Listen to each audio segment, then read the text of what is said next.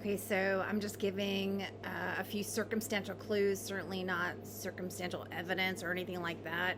I'm certainly not an attorney or a lawyer. But one clue that I've kept in mind is that after mom died, Laura never ever asked me, what happened to mom? Why did this happen? What's going on? No questions. But then again, I was texting Laura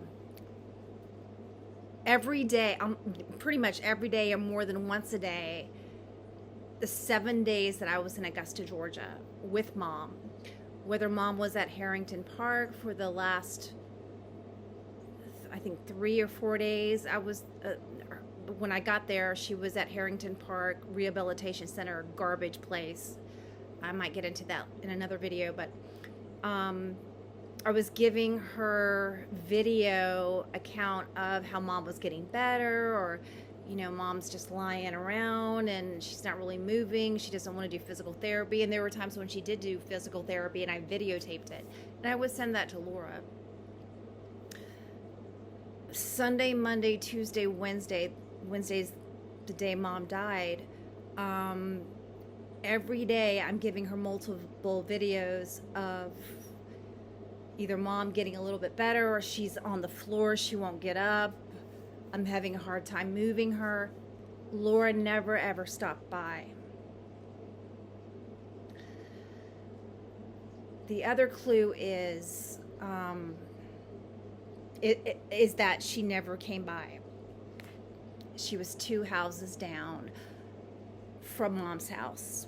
She was in the house that she had stole from mom. According to her mother, in the early 2000s, Laura did a fake quitclaim deed and put her name on it, and then she was able to borrow money via the equity of the house. I think she got $25,000. Her daughter Melissa, from the first marriage, was suing her for fraud because Laura had used her name for accounts or whatever. This is typical Laura. Okay. The other clue that I have is Laura never questioned me. I think I might already mentioned this. She never questioned me about what happened to mom. I was set to take mom to the hospital at Augusta University, downtown Augusta, and leave her there and tell the doctors that she's not doing well. She's not moving. She's coherent usually when she wakes up, but I feel that I should have taken her earlier, like 2 days earlier, but I didn't think my mom was going to die. And this was to Laura's advantage, as I believe by now.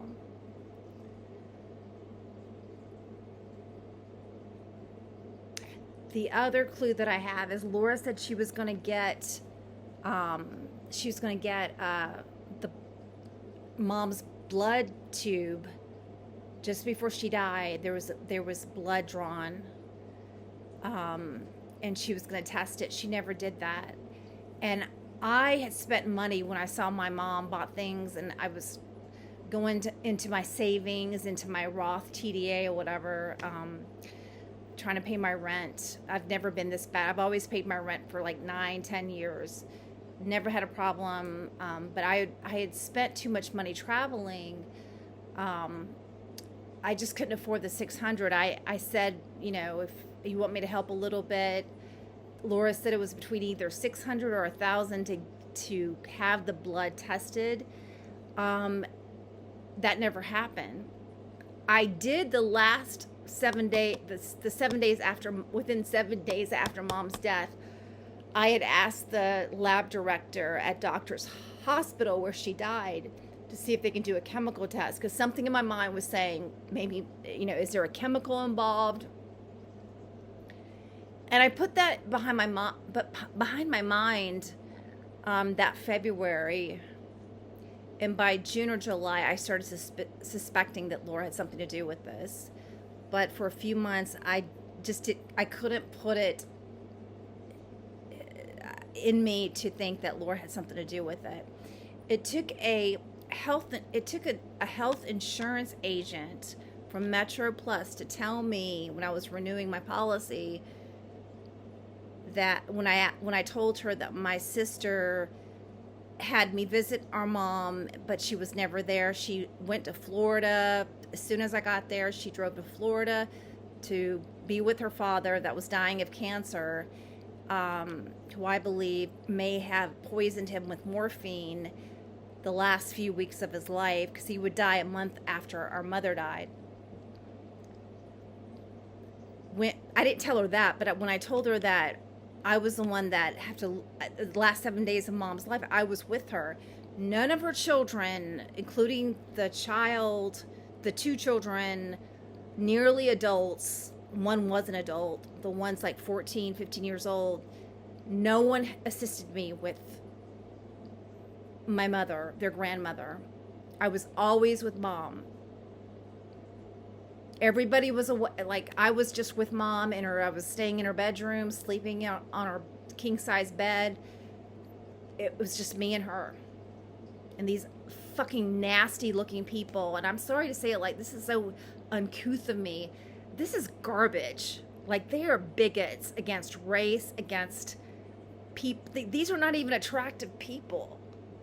I mean, if you saw these people, and I know this sounds really, kind of lowbrow and all that. If you saw these people and you truly understood how these people generally thought of the world, of the people around them, very insular type of people, didn't go out, didn't have many friends, didn't go to school, didn't go to high school, didn't go to college, faked degrees. I mean, this is a bad movie for me. I went to college. I went to graduate school. I worked hard. I was on my own. I did everything. I was the only one that gave money to our mother on a monthly basis, maybe every quarter. I gave her my student loans, money that wasn't even mine. I mean, these were people that fiend off of our mother. They didn't give her money. They didn't give her 500s, 1,000, 2,500 every few months. They didn't do that. I did that. These were people that were used to taking from our mother. It's not just Laura. It was some of her grandchildren. It was the grandchildren that my mom favored. Look, I'm not saying my mother was not a good parent to any of these people. The ones that she spoiled and the ones that she admonished and abused. This was not someone that should have been a parent. But no one deserves to be murdered. Neither did Paul Niemeyer deserve to be murdered. So I have to put this out there as best I can. I'm trying to come up with clues. I can't say that I have evidence, but this is a serious situation, because if I'm going through this, then tens of thousands of people in our country, in the United States, are going through this shit too. And they never get justice. The victims never get justice. Thank you for watching.